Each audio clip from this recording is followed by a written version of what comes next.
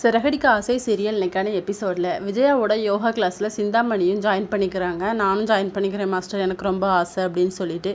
இன்னொரு பக்கம் மீனா வீட்டில் படுத்து தூங்கிட்டு இருப்பாங்க. அப்போ முத்து பார்ப்பாங்க. இந்த டைமில் என்ன தூங்குறா அப்படின்னு சொல்லி கிச்சனில் போய் பார்த்தா சாப்பாடு எதுவுமே சமைச்சிருக்க மாட்டா. என்னாச்சோன்னு தெரிலன்ட்டு அவங்க வேலையை பார்க்க போயிடுவாங்க. அப்போ விஜயாவும் வருவாங்க.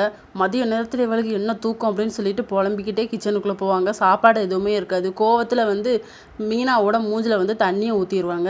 அப்போ மீனா பதட்டத்தில் எந்திப்பாங்க. இதை பார்த்த முத்துக்கு கோவம் வந்துடும். அவங்க அம்மா கையில் இருக்க ஜக்கை பிடிச்சி கீழே வீசிடுவாங்க. அப்போது அண்ணாமலை எல்லோரும் வந்த உடனே என்னாச்சு என்ன பிரச்சனைன்னு சொல்லி கேட்பாங்க. விஜயா இவன் நான் அடிக்க வராங்க அப்படின்னு சொல்லிட்டு போவாங்க. அவன் அப்படிலாம் பண்ண மாட்டான், என்னதான் ஆச்சு சொல்லுன்னு சொன்னால் முத்து சொல்லுவாங்க.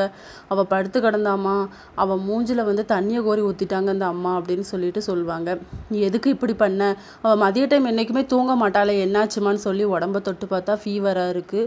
ஃபீவராக இருக்கனால தானே தூங்குனாங்க. என் மேலே மட்டும் இப்படி நீங்கள் தண்ணி கோரி ஊற்றிருந்தீங்க, உங்கள் மூஞ்சில் நான் சுடு தண்ணியை ஊற்றிருப்பேன் அப்படின்னு சொல்லிட்டு ஸ்ருதி சொல்கிறாங்க. அப்போ அண்ணாமலை விஜயாவை பிடிச்சி திட்டுறாங்க. உனக்கு கொஞ்சமாச்சும் மனசாட்சி இருக்கா?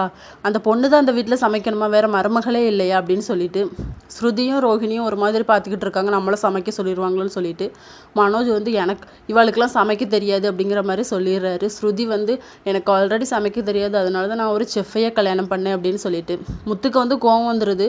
ரோஹிணியை பார்த்து நல்லா சாப்பிட மட்டும் தெரியும் என்ன உனக்கு அப்படின்னு சொல்லி கத்துறாரு. அதுக்கப்புறம் ஒரு ஹோட்டலில் போய் வாங்கலாம் அப்படின்னு சொல்லி மனோஜும் நம்ம ரவியும் போகிறாங்க. இன்னொரு பக்கம் விஜயா டென்ஷனாக கோவத்திலேயே இருக்காங்க. அப்போ அண்ணாமலை பின்னாடியே போய் சமாதானப்படுத்துறாரு. போய் அந்த பூக்கட்டைக்காரி பின்னாடி போய் என்ன இப்படி பேசுகிறீங்களே, தனியாக சொல்ல வேண்டியதானே, நான் என்ன கொடுமைக்காரியா அப்படின்னு சொல்லி. நீ எல்லா மருமகளையும் ஈக்குவலாக அவங்கள பார்த்துக்க. ஒரு பொண்ணை இப்படியும் ஒரு பொண்ணை அப்படியும் தயவு செய்து பார்க்காத. மீனா ரொம்ப நல்லவ, நீ பண்ணுறது எல்லாமே கொடுமைக்காரித்தனமாக தான் இருக்குது, நான் சொல்கிறத கேளு அப்படின்னு சொல்கிறாரு. இதோட இன்னைக்கான எபிசோட் முடியுது.